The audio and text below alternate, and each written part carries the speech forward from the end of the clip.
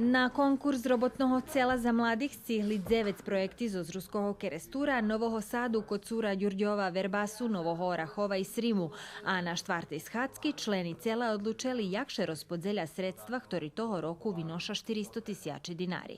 300.000 dinari sme opredeljeli za sofinansovanje mladežskih projektov u Ruskej zajednici, a ostatok uvidíme, že co budeme u čaše, ktorý pred nami.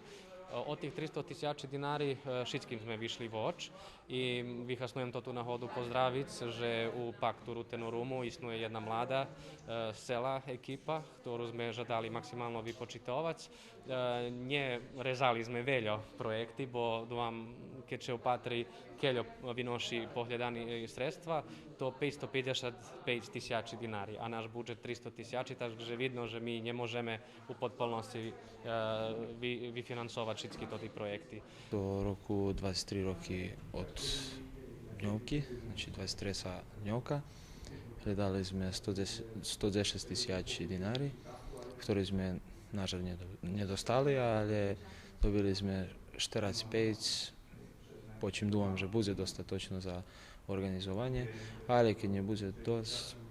pohľadáme nejakých sponzorov, opýtame ešte nejakým ľuďom, ktorí by nás mohli upúciť na nejaké dveri. Robotne celo za mladých nehodno ani jeden projekt u podpolnosti sofinansovať, a co še dotýka prostorija Ruského kulturného centru, ktoré je jedno z obľúbených mestov, kde še mladí zichodza, oni u najchodzacim periodze zo sredstvoch projekta budú obnoveni.